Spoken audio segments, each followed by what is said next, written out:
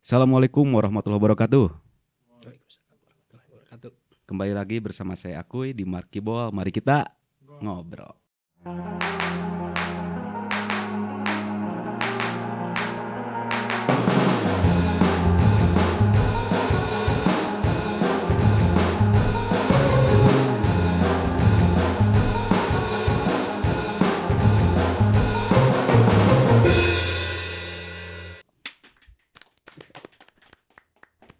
Warga-wargi, kali ini kita akan mengobrol suatu hal yang sangat unik tentang merangkai tulang hewan menjadi skeleton yang utuh.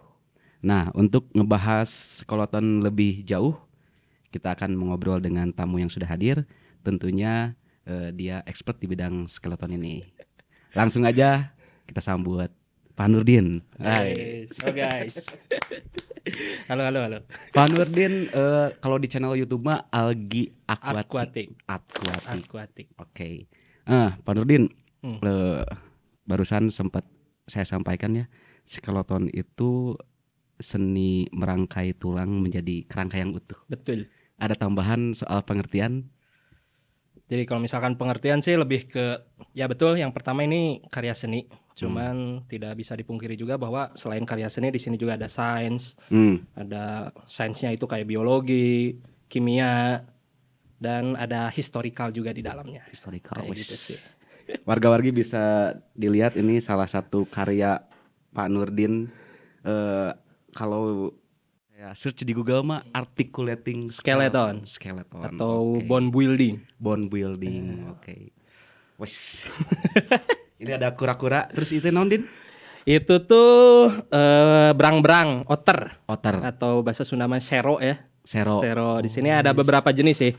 Kita ngambil contoh mamalia 1, reptil 1, sama ikan 1. Ikan 1. Oke. Betul. Nah, Pak Nurdin, awal tertarik bikin karya ini ya. Gimana sih? Jadi kalau awalnya ini berawal dari sebuah ketidaksengajaan dan sebuah musibah. Jadi ada salah satu ikan peliharaan saya yang mati. Nah, di peliharaan yang saya mati itu bukan cuma 1-2. Jadi di suatu konten yang di TikTok itu kita nge-review di dalam freezer ada ikan apa aja. Soalnya nggak tahu kenapa ya. Kalau saya sendiri ada yang mati itu nggak langsung dibuang atau dikubur. Kadang kalau ada beberapa hewan atau ikan yang memang agak berkesan dan mungkin lumayan harganya mahal, saya tuh biasanya simpen di freezer. Nah, suatu saat bikin konten kita unboxing freezer tuh ada hewan apa aja, soalnya sampai penuh kan. Oh, ternyata ada ikan ini.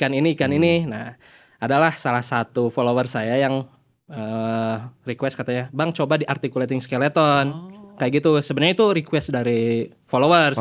Sampai sekarang itu followersnya masih kontekan. Kadang ya mungkin saya juga berhutang budi kepada dia. Soalnya dari komentar dia bisa sampai sejauh ini ya. Kadang pernah ngasih juga lah.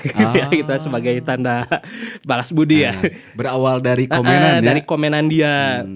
Yang dia sendiri sih sebenarnya nggak ngasih tahu namanya ya. Cuman kita masih temenan lah di TikTok. Temenan baik, suka masih DM-an. Nah, articulating skeleton lu awalnya saya nggak tahu articulating skeleton itu apa kan. Searching munculnya tuh kayak masukin kepala hewan terus kayak diserbu binatang kayak gitu kan. Weh, unik juga nih. Awal-awal tuh binatangnya tuh apa gitu kan, serangganya tuh. Makanya awal-awal tuh di Indonesia cari nggak ada tuh yang expert di bidang articulating skeleton. Ya, searching pasti banyak kan orang luar negeri. Iya.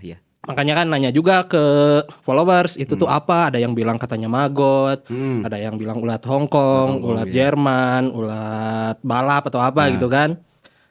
Dicobalah di awal-awal tuh kan, coba pakai maggot. Pakai maggot gagal. Jadi ternyata maggot tuh karakternya tuh terlalu brutal gitu kan. Jadi awal-awal sebagai pemula langsung dikasih maggot langsung bubuk itu bingung cara ngerakitnya kayak gimana. Gagal. Oke, ada juga yang nyaranin pakai ulat Hongkong. Ulat Hongkong, pakailah ulat Hongkong, lumayan efektif. Cuman waktunya tuh lumayan lama si ulat Hongkong tuh karena si ulat Hongkong tuh kalau nggak salah dia tuh omnivora. Jadi sayuran juga, jadi nggak spesifik makan daging.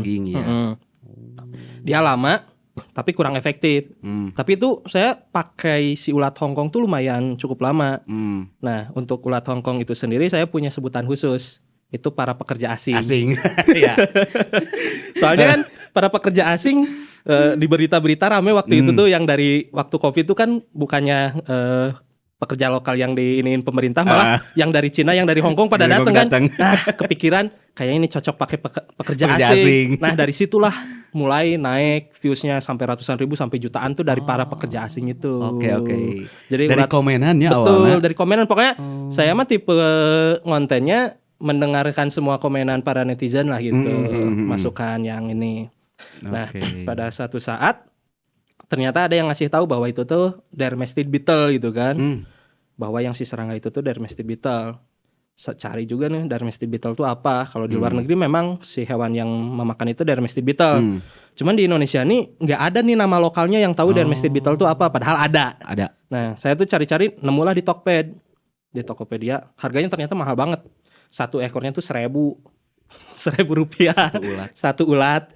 Paling segede lalat, satu ulat 1.000-an. Sementara kebutuhan buat ratusan ribu buat cepet tuh gitu kan. Wow. Belilah 100 ekor gitu kan. Ya dengan berhasil dan tidak berhasil gitu. Kadang si ulatnya pada mati, soalnya belum tahu gitu kan. Pada akhirnya mah sekarang udah banyak. Soalnya ketemu teman yang dari Bandung yang menggeluti profesi yang sama. Itu ada Anuitera, kalau kalian cari di Instagramnya namanya Anuitera. Nah, di Anuitera itu teman kita dari Bandung yang ngajarin ke kita mengerjakan articulating skeleton ini dengan standar laboratorium atau standar museum. Bahwa ternyata nggak sesimpel yang kita pikirkan memasukkan bangkai ke serangga bersih jadi gitu kan. Ternyata stepnya tuh panjang lah, panjang banget. Jadi kita juga di situ banyak belajar, makanya banyak ada hutang budi juga ke Anuitera. Diajarkan lah ternyata si Dermestid beetle tuh harus dibuat enclosure-nya atau kandangnya. Karena ternyata suhunya harus dijaga, kelembabannya harus dijaga agar dia tuh bisa berkembang biak gitu kan. Oke Din, sorry sebelum lanjut. Kalau latar belakangnya dari pendidikan Nurdin gitu, ada yang berhubungan sama skeleton? Kalau misalkan yang berhubungan, mungkin saya dari dulu suka seni ya. Cuman kalau dulu kan seni rupa, suka gambar atau macam-macam kan. Cuman memang setelah lulus SMA mungkin mengambil background yang jauh dari seni itu kan, masuknya ke teknik. Hanya sempat bekerja beberapa tahun, terus resign. Terus usaha ke hobi akuarium, jual ikan, akuarium segala macam. Pada akhirnya sekarang ini kayak gitu sih. Kalau di bidang pendidikan mah yang mempelajari tulang itu apa? Osteologi. Ya? Bidang untuk para yang tulang tuh osteologi. Osteologi namanya. Keren. Nah, untuk prosesnya sendiri Din, dari mulai awalnya sampai kayak gini nih. Itu gimana Din? Awalnya ya pasti dari ini kayak si kura-kura. Kura-kura. Ini kalau nggak salah ini customer dari daerah Jawa Tengah. Itu tuh dia mengirimkan bahannya ke kita dengan beberapa syarat, seperti misalkan sebelum dikirimkan dibekukan terlebih dahulu biar nggak ngariweuhkeun si kurir lah. Soalnya kan kalau bau bangke kasihan kurir gitu ya kurir. Makanya dibekukan, itu biasanya kalau beku 2-3 hari di perjalanan masih oke. Sampai ke tempat kita, ya kita langsung otopsi, kita langsung bongkar, kita langsung skinning namanya. Skinning, pembersihan si kulit dan dagingnya. Nah, jadi kita juga bersihkan sebersih mungkin, tapi kalau misalkan bagian-bagian kecil, daging-daging kecilnya nanti urusan si para pekerja asing itu. Nah, udah beres dari para pekerja asing, baru kita masukkan ke proses kimia. Nah, pembersihan berarti. Pembersihan. Jadi kan dari itu yang tadinya kita juga yang sainsnya itu ada kimia juga. Main-main kimia lah, ada beberapa jenis cairan kimia. Setelah fungsinya itu untuk membersihkan, untuk memutihkan, itu ada beberapa kimia yang fungsinya masing-masing kayak gitulah. Nah, setelah itu baru perakitan. Baru perakitan. Karena dicopot dulunya bagian-bagian pas pembersihan teh. Soalnya pas pembersihan pasti lepas. Iya. Nah, setelah copot-copot itu kita rakit. Nah, di situ juga ada kita materi biologinya tuh. Kita harus mempelajari anatomi setiap hewan. Karena ternyata setiap hewan tuh anatominya berbeda-beda. Nah, jadi pokoknya banyak belajar lah dari ini tuh. Nah, dari hewan kita tahu anatominya, baru masuk ke keseninya kita. Bagaimana kita merakit, bagaimana memposisikan si bentuk tubuhnya tuh biar kelihatan hidup, nggak kaku gitu kan, kelihatan seperti hewan pada aslinya gitu, kayak gitu sih. Itu di seninya. Seninya. Ini teh proses berapa lama, Din? Yang Kalau kura-kura? Kura-kura ini sekitar 2 bulanan. 2 bulan. 2 bulan, lumayan lama. Soalnya yang lama itu proses pembersihannya itu pakai serangga sama kimia. Nah, proses si pakai serangga itu kira-kira berapa hari? Pakai serangga ya sekitar 1 minggu sampai 2 minggu lah. Lamanya. 1 minggu sampai 2 minggu. Oh, tadi pas pakai maggot pernah? Pernah. Itu cepet, cuman terlalu barbar. Sama kan maggot tuh cuman sekali pakai. Dia kalau misalkan maggot udah jadi lalat kan nggak bisa dipakai. Iya benar. Kalau Dermestid beetle dari ulat sampai kumbang dia makan daging. Oh, terus siklusnya tuh kayak gitu. Soalnya kan kalau maggot orang rada wawuh ya. Pernah lihat-lihatnya ngabisin sampah cepat juga nya. Bener rakus dia mah. Untuk ini mah brutal, terlalu brutal, terlalu barbar. Ya, kalau ulat Hongkong? Ulat Hongkong itu gampang mati. Jadi kalau misalkan kita beli 1 ons misalkan, kadang beberapa harinya tuh mati setengahnya. Terus kalau misalkan ada yang matinya itu nggak dipisahin, nular ke yang lain. Makanya itu udahlah tereliminasi. Nah, berarti yang sekarang, si pekerja asing itu Nurdin beli teh sekali pakai biasanya. Satu project beli udah beres tuh biasanya jadi pakan ayam. Nanti ada project lagi beli lagi. Nah itu yang lumayan boros dulu tuh. Mudah-mudahan nanti bisa bikin siklusnya. Nah kalau yang Dermestid itu siklus dia. Siklus yang terus-terusan di dalam satu enclosure itu hidup terus, beregenerasi terus. Berarti sekarang udah bikin siklusnya? Sudah. Oke, lumayan ribet tuh si bikin siklus. Ya itu yang tadi kita harus bikin enclosure-nya tuh yang suhunya harus dijaga, kelembabannya harus dijaga. Nah di situ belajar juga tuh masalah kelistrikan. Jadinya kuliah engineeringnya kepake kelistrikan. Bikin termostat kan, termostat disambungin ke lampu penghangat, termostat disambungin ke blower biar nggak lembab. Nah itu pokoknya jadi semua lah belajar kayak gitu. Sama kan jadi ulat, jadi kan lamun si maggot mah jadi lalirnya, sama itu juga. Itu jadi kumbang, jadi kumbang warna hitam kepik. Nanti yang si kepiknya tetap makan daging, terus dia bertelur. Telurnya di ulat. Dia mati. Yang kumbang mati. Tapi biasanya pada dimakan lagi kan, gitu. Buset. Jadi sekarang mah terus-terusan. Sekecil itu tapi bermanfaat pisan ya. Betul, bermanfaat sekali Dermestid deh. Oke. Nu paling tricky di proses pembuatan skeleton itu proses apa? Kalau yang paling tricky itu kimia sih. Karena yang pertama itu dia cairan termasuk B3. Berbahaya, beracun. Bahan berbahaya dan beracun. Tricky sekali soalnya kalau misalkan kita kadarnya salah, tulang bisa hancur.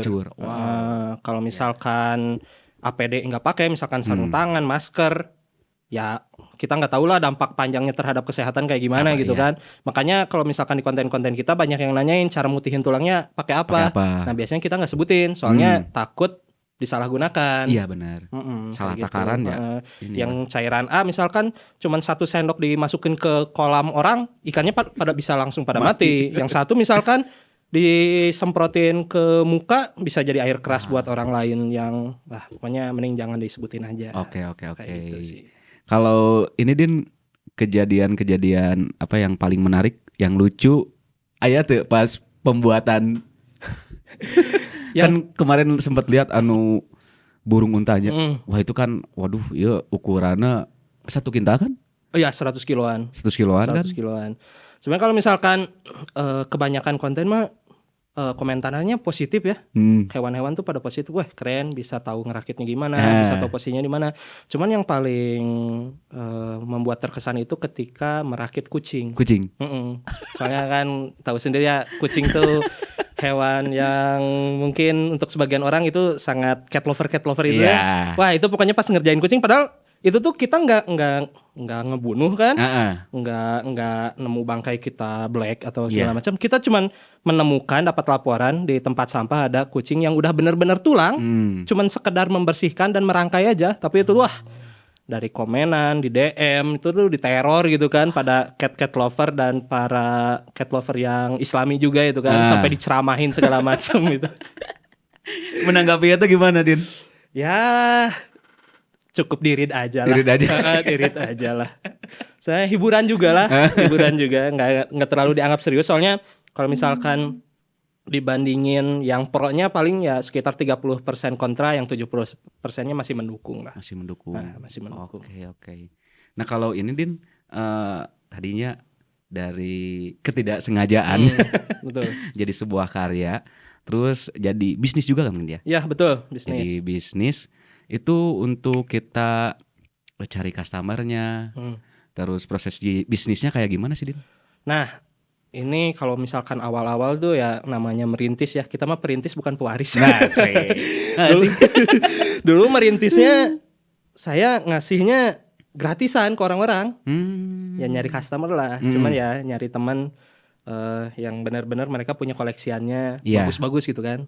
Ditanya lah misal, bro punya bangkai hewan ini nggak gitu kan, punya bangkai nggak, stok hewan gitu kan. Oh ada nih, bawa aja gitu kan. Oh ya boleh lah, kita kerjain ya, nanti hasilnya kita kirimin gratis itu tuh. Nah awal-awal dari situ konten terus berkembang. Mungkin jangkauan orang juga tahu kita lebih banyak ya. Nah barulah dari situ mulai banyak. Bro katanya kalau misalkan mengawetkan untuk hewan ini berapa. Nah kayak gitu sih. Jadi keterusan aja sampai sekarang kayak gitu. Gitu. Untuk ini apa penentuan harga kayak gimana? Nah kalau untuk penentuan harga kita bisa beda-beda per hewan. Misalkan kayak yang ini mamalia sama si reptil, meskipun ukurannya besar si reptil, ini bisa lebih mahal yang kecil ini. Tergantung tingkat kesusahan. Mungkin kalau misalkan yang mamalia ini memang kesusahannya lebih tinggi daripada yang si kura-kura. Tapi untuk secara penggunaan bahan baku, karena ini besar, ini lebih banyak. Ya, kayak gitu sih. Jadi mungkin kita kelompokkan misalkan ikan, reptil, terus mamalia dan burung. Oke. Nah, kalau secara yang paling murah mungkin ya, yang paling murah tuh kita biasanya di ikan dulu. Dari ikan naik ke burung. Itu paling mudah, terus masuk ke mamalia dan reptil gitu. Reptil, oke. Ya soalnya kan pas lihat di konten ya, itu kayak detailing yang kecil-kecil ini, kan ada ya proses ngebornya. Betul. Letiknya Din. Dibor satu-satu betul. Aslinya itu tiap jari jemari itu kan dibor-bor. Itu kan ya sulitnya. Sulit. Oke, untuk menentukan harga dari tingkat kesulitan. Dan jenis hewannya lah gitu. Boleh tahu Din kalau yang paling tinggi ya kalau paling tinggi mah pasti nggak ada batasnya ya. Kalau misalkan yang hewan-hewan besar ya pasti 2 digit lah. 2 digit. Udah masuk 2 digit hewan-hewan besar. Termasuk yang burung unta. Ya masuk. Kalau misalkan dengan bahannya ya, tapi kalau misalkan jasanya saja, bahannya dikirim dari customer ya di bawah 2 digit. Oke. Kayak gitu. Tapi kalau misalkan kayak sapi udah masuk kayak sapi, kuda itu udah di atas 2 digit. 2 digit. Mungkin gajah bisa 3 digit. Kayak gitu sih. Tapi kalau misalkan kayak ikan, burung-burungan itu start dari ratusan ribu lah. Oke. Kalau buat customer sendiri ada perorangan, ada lembaga? Macam-macam perorangan ada, lembaga ada ya. Tapi pastinya ini kalau segmentasinya ini menengah ke atas sih. Menengah ke atas ya. Jujur aja menengah ke atas. Soalnya kadang bisa aja harga hewannya tuh, harga jasanya bisa melebihi dari harga hewannya. Makanya orang-orang kan kalau misalkan yang mendang-mending gitu kan, bah kok mahal bang gitu kan. Orang harga misalkan ikan arwana harganya paling 200-300 ribu gitu kan. Ikan arwana yang silver gitu kan 200-300 ribu. Tapi kok jasanya bisa sampai jutaan gitu kan. Ya dijelasin lah bahwa di sini tuh ya berdasarkan bahan kimianya, prosesnya dan jasanya kayak gitu. Soalnya seni itu kan nggak ada yang murah ya. Seni bro. Seni mah gue mah. Soalnya nggak semua orang bisa kan. Harus menghargai itulah. Kayak lukisan oke kan. Soalnya ada historinya gitu kan. Iya.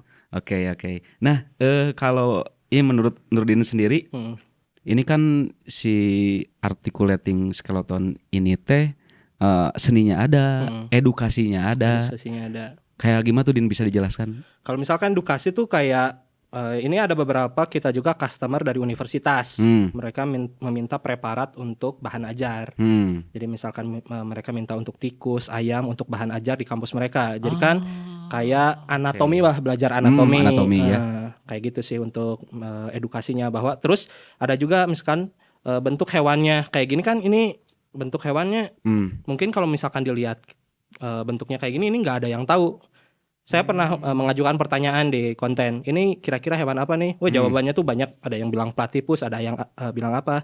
Jadi itu kan membuktikan bahwa bentuk tengkorak tuh tidak sepenuhnya mempresentasikan bentuk hewan ketika hidupnya gitu kan. Bahwa tahu kudanil kan bentuknya lucu ya. Tapi coba searching nggak? Pas jadi rangka. Kepala tengkorak kudanil kayak alien. Wah, itu taringnya tajam gitu kan. Gitu nggak tahu kalau misalkan itu tuh kudanil gitu kan. Kudanil kan gemoy gitu, lucu, gendut gitu ya. Tapi kerangkanya tuh keren padahal. Ya itu kan berarti satu ilmu juga gitu kan. Kayak gitu sih. Terus kalau dari sisi edukasi, misalkan dari ini kayak si kura-kura dari proses merangkai rangkanya, terus bisa jadi penelusuran sejarah kan ya? Betul. Kayak dinosaurus. Betul. Jadi, itu prosesnya sama berarti nih? Kayaknya kalau misalkan fosil penanganannya mungkinnya yang berbeda, tapi ngerakitnya mungkin sama ya. Soalnya kan kalau misalkan fosil dia sudah batu ya. Dia udah anorganik. Kalau ini sih masih organik. Tapi mungkin proses perakitannya bisa jadi sama. Tapi dari proses sebelum perakitannya mungkin bisa beda-beda. Dan belum nyampe ke sana sih. Tapi kalau harapan kayaknya diajak arkeolog untuk menggali itu kayaknya seru ya. Serunya. Asli. Tadi sempat ngobrol kan soal dinosaurusnya. Di kita mah nggak ada kan, Din? Di kita mah nggak ada dinosaurus, mah paling hewan-hewan purba biasa lah. Purba biasa, oke. Gajah purba yang kayak gitu masih ada, tapi dinosaurus mah nggak ada. Nggak ada. Mantap. Jadi sementara ini buat customer itu yang banyak tahu itu di medsos justru. Medsos dari TikTok sama Instagram. YouTube lah. Baru 1 tahun ya, Din? Baru 1 tahun. Betul, baru 1 tahun, tapi alhamdulillah sudah menghasilkan.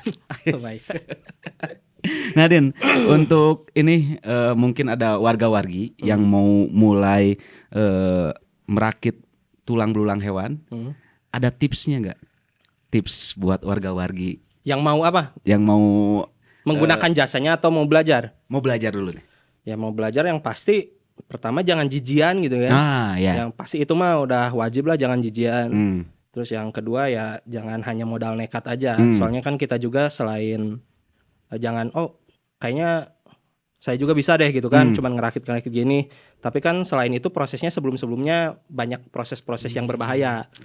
Jadi jangan jijian, terus harus banyak belajar juga, harus banyak persiapan lah. Soalnya yang tadi bahan kimia juga kan bukan bahan kimia sembarangan gitu kan. Terus set up tempat juga. Jangan sampai mencemari lingkungan, jangan sampai ngerugiin tetangga gitu kan, kayak gitu. Oke. Sempet tuh nonton yang ini, Din, yang burung unta.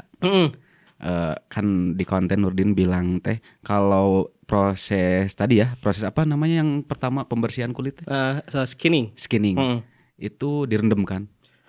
Itu mah setelah skinning ya direndam. Direndam. Selain pakai ulat, kalau misalkan hewan-hewan besar sih biasanya direndam. Nah, itu kan kata Nurdin di konten kalau berhasil itu baunya bau pisan, bau tai. Bau cubluk. Jadi kan bener itu sampai satu rumah bau. Bener, satu rumah bau asli. Jadi itu tuh petanda dia berhasil. Kalau misalkan dia bau bangke, itu tuh nggak berhasil. Jadi itu mah berhasilnya karena proses bakteri kan. Jadi sama aja kayak yang got septic tank, kenapa baunya khas seperti itu tuh sebenarnya ada bakteri yang pengurainya anaerob berhasil ya. Itu yang itu standar dia berhasil atau enggaknya yang bau cubluk itu. Lagi-lagi pasukan kecilnya, Din. Pasukan bermanfaat. Betul. Bermanfaat sekali itu. Jadi warga-wargi pertama tadi jangan jijian. Karena lumayan pas prosesnya ya. Betul. Oke. Ada lagi, Din? Pas proses merangkai kan itu butuh waktu yang lama. Terus ketelitian ekstranya. Ya kalau pas merangkai sih selama kita ada keinginan ya bisa lah. Soalnya kan zaman sekarang ada internet lah ya, nggak kayak zaman dulu. Jadi apapun bisa kita cari kayaknya sih. Jadi kalau kita mau sih kayaknya harusnya bisa. Bisa ya. Nurdin sendiri kan autodidak full ya? Autodidak full. Nyari informasi itu kayak di artikel menurutnya? Ya yang pertama itu tadi saya ketemu si Anuitera itu awal-awal untuk dasar lah.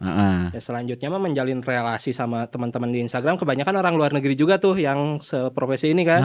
Kadang ya kita juga harus pintar berbahasa Inggris lah untuk menanyakan kayak gitu kan. Dan kebanyakan ya searching di Google, kebanyakan ya orang-orang luar sih, di Luar. Indonesia belum ada. Oke. Kayak gitu. Luar biasa sekali warga-wargi. Nah, Din, untuk visi atau harapan ke depan buat nama brandnya Algi Aquatic, Art Aquatic. Art Aquatic. Itu apa? Ada rencana apa gitu? Ya, yang kedepannya pastinya pengen Dapat proyek yang lebih besar. yang lebih besar lagi ya, hewan-hewan yang lebih besar, terus macem-macem gitu kan. Ya pada akhirnya sih karena tadi kita mengambil standar museum, ya kenapa tidak membuat museum sendiri gitu kan. Wah, kayak gitu. mantap. Amin, mudah-mudahan warga-wargi di Tanjung Sari ya, di Tanjung Sari ya. Semoga ada investor gitu kan. Investor. Soalnya ya modalnya kan. Modal. Nah, itu sendiri sih keunikan dari hewan-hewan ini. Mungkin pengetahuan baru yang saya baru dapatkan ketika mengerjakan hewan. Misalkan hewan kemarin dapat kapibara. Kapibara tahu nggak bentukannya kayak gimana? Yang Belum pernah viral tuh si Mas Bro bentuknya tuh kayak marmut tapi gede, tikus kayak gede. Kira-kira tebak harganya berapa? Aduh, tak apa nih. Kapibara. Kira-kira tebak. 10. Terus ada lagi nggak? 15. Enggak. Harganya itu bisa sampai 75 juta untuk bayinya aja. Anjay. Anu segede kieu kan? Bayinya kemarin cuma segede kucing lah, segede marmot lah gitu kan. Pas tanya kan kadang penasaran gitu kan. Bang, ini harga hewannya berapa sih? Pas dia bilang 75 juta satu. Tapi nggak tahu ya kalau itu, soalnya kita baru satu sumber gitu kan. Terus kita pernah juga mengerjakan monyet. Ya, namanya squirrel monkey. Itu asalnya dari Brazil. Ya. Nanya juga nih, penasaran. Tuh harga squirrel monkey berapa? Dia bilang kira-kira tebak dulu lah berarti berapa. Kalau misalkan kapibara 75 juta, kira-kira kalau misal cepet. Nah, ya hampir segituan. Ternyata harganya 150 juta untuk segede satu. Kan, Din? Kecil. 150 juta. Berarti ternyata hobi itu sangat-sangat luas lah. Luas ya. Hewan-hewan eksotis tuh ternyata luar biasa. Luar biasa. Kalau misalkan ada yang mau terus dia nggak punya bangke, tapi minta dicariin bisa. Selama hewan-hewannya ya hewan-hewan umum dan bisa dicari di pasarannya sih ya bisa. Misalkan kayak ayam atau kambing misalkan ya bisa aja. Tapi ya kalau misalkan dia minta kapibara gitu kan, ya udah paling siapin harga 75 juta biar saya beli bahannya gitu kan. Kalau mau ya kayak gitu. Hewan buas pernah, Din? Macan. Nah itu juga sih, kalau misalkan macan kan dilindungi ya. Kadang saya memfilter juga sih kalau misalkan hewan-hewan dilindungi, meskipun ada tawaran. Tapi kalau misalkan hewan-hewan yang terlalu kayak appendix 1, hewan misalkan harimau Sumatera, macan tutul atau beruang madu, jujur pernah ada tawaran. Cuman kalau misalkan saya tanya legal atau enggak, kalau misalkan legal ya oke, ayo. Kalau misalkan ilegal ya mohon maaf, soalnya takut juga lah. Iya, kita nggak ada backingan siapa-siapa maksudnya kan. Kalau misalkan ada apa-apa jadinya, kalau bahasa Sunda kan ketempuhan gitu kan. Ya mending nggak ambil resiko. Kita biar kita melepaskan kesempatan mengerjakan misalkan puluhan juta daripada di penjara gitu kan. Iya, gitu. Jadi main aman aja lah. Kecuali misalkan hewan-hewannya ya yang bersertifikat atau yang aman gitu. Kan ini mah kan dari tulangnya. Tadi sempat ada istilah naon, Din, anu kayak sama kulitnya diawetin. Itu namanya taksidermi, beda lagi. Taksidermi. Itu sama-sama seni untuk mengawetkan hewan. Cuman lumayan jauh ininya cabangnya. Nggak bisa disatukan sih kalau misalkan sama articulating skeleton. Soalnya kadang kalau misalkan ini kita si dermestid kan si kumbangnya tuh bisa terbang. Kadang ada 1-2 yang suka kabur. Nah kalau misalkan digabungkan dengan taksidermi, bisa habis kulitnya dimakan. Kayak gitu. Makanya itu kayaknya harus, kalau misalkan pengen belajar sih pengen, cuman kayaknya harus membuat suatu tempat khusus jadi dibedakan. Gitu. Nah buat warga-wargi yang pengen belajar atau misalkan pengen menggunakan jasa Algi Art Aquatic, bisa disampaikan ke mana aja? Jadi kalau misalkan ke kita sih, ya yang pertama kita aktif di media sosial beberapa ya, ada di TikTok, ada Instagram, ada YouTube. Namanya sama sih semua, Algi Art Aquatic. Jadi di situ biasanya kita di bio bisa ditambahkan untuk si nomor WhatsApp. Tapi kalau misalkan di DM juga kita bales sih, kayak gitu. Oke. Nah, warga-wargi langsung aja ke Algae Art Aquatic. Aquatic. Oke. Gitu, guys. Segitu aja mungkin Nurdin. Siap. Makasih banyak buat ilmunya, buat pengetahuannya. Mudah-mudahan harapan Algae Art Aquatic ke depan bisa tercapai. Amin. Amin. Bisa buat museum sendiri ya. Museum sendiri itu. Amin. Aduh. Wah, luar biasa sekali.